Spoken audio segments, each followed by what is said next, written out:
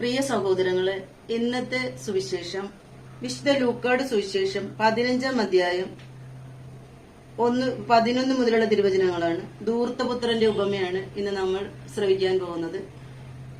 ഈ ഉപമയിൽ ഒരു പിതാവും രണ്ട് മക്കളുടെയും കാര്യങ്ങളാണ് ഇതിനകത്ത് നമ്മൾ വചനത്തിലൂടെ കാണുന്നത്. രണ്ട് മക്കളിൽ ഒരാള് അപ്പനെ അനുസരിച്ചും അപ്പനെ സഹായിച്ചും കൂടെ നിൽക്കുന്ന ഒരു മകനും ഒരു മകൻ ധൂർത്തനായ പുത്രനുമാണ്.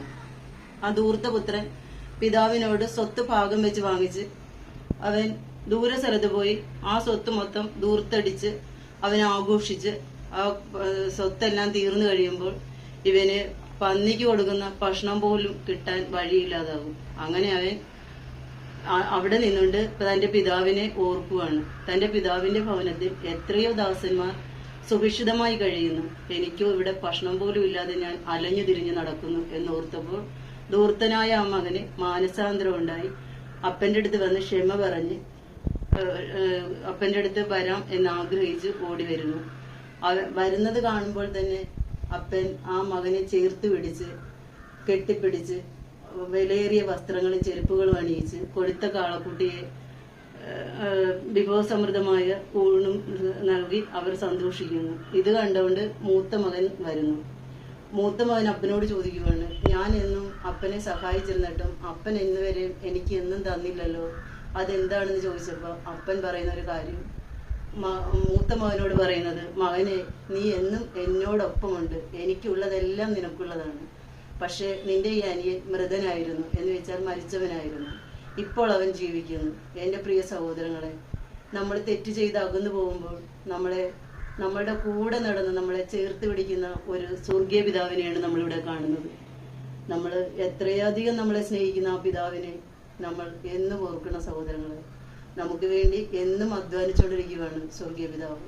നമ്മൾ പിതാവിന്റെ അടുത്ത് എത്തുന്നത് വരെയും നമ്മളെ കാത്തു പരിപാലിക്കുന്ന ആ നല്ലവനായ ദൈവത്തെക്കുറിച്ച് നമുക്ക് എന്നും ധ്യാനിക്കാം, വചനം ശ്രവിക്കാം. അവൻ പറഞ്ഞു, ഒരു മനുഷ്യന് 2 പുത്രന്മാർ ഉണ്ടായിരുന്നു. ഇളയവൻ പിതാവിനോട് പറഞ്ഞു, പിതാവേ, സ്വത്തിൽ എന്റെ ഓഹരി എനിക്ക് തരിക. അവൻ സ്വത്ത് അവർക്കായി ഭാഗിച്ചു. ഏറെ താമസിയാതെ ഇളയ മകൻ എല്ലാം ശേഖരിച്ചുകൊണ്ട് ദൂരദേശത്തേക്ക് പോയി. അവിടെ ധൂർത്തനായി ജീവിച്ച് സ്വത്ത് നശിപ്പിച്ചു കളഞ്ഞു. അവൻ എല്ലാം ചെലവഴിച്ചു കഴിഞ്ഞപ്പോൾ ആ ദേശത്ത് ഒരു കഠിന ക്ഷാമം ഉണ്ടാവുകയും അവൻ ഞെരുക്കത്തിലാവുകയും ചെയ്തു. അവൻ ആ ദേശത്തെ ഒരു പൗരന്റെ അടുത്ത് അഭയം തേടി. അവൻ അവനെ പന്നികളെ മേയ്ക്കാൻ വയലിലേക്ക് അയച്ചു. പന്നി തിന്നിരുന്ന തവിടെങ്കിലും കൊണ്ട് വയറ് നിറയ്ക്കാൻ അവൻ ആശിച്ചു.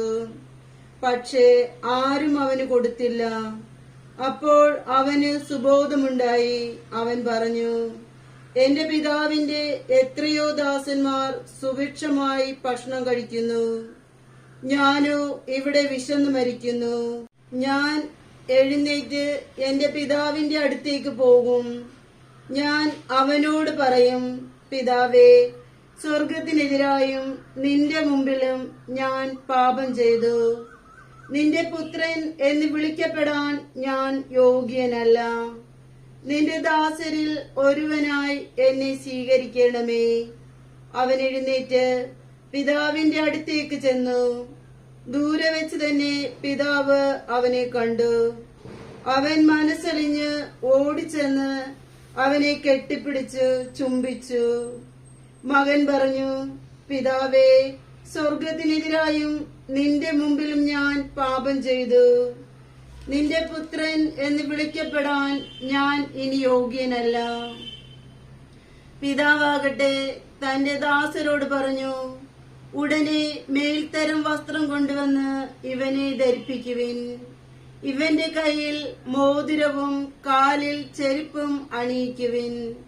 കൊഴുത്ത കാളക്കുട്ടിയെ കൊണ്ടുവന്ന് കൊല്ലുവിൻ. നമുക്ക് ഭക്ഷിച്ച് ആഹ്ലാദിക്കാം. എന്റെ ഈ മകൻ മൃതനായിരുന്നു, അവൻ ഇതാ വീണ്ടും ജീവിക്കുന്നു. അവൻ നഷ്ടപ്പെട്ടിരുന്നു, ഇപ്പോൾ വീണ്ടും കിട്ടിയിരിക്കുന്നു. അവർ ആഹ്ലാദിക്കാൻ തുടങ്ങി. ഹല്ലേലൂയ, ആമേൻ.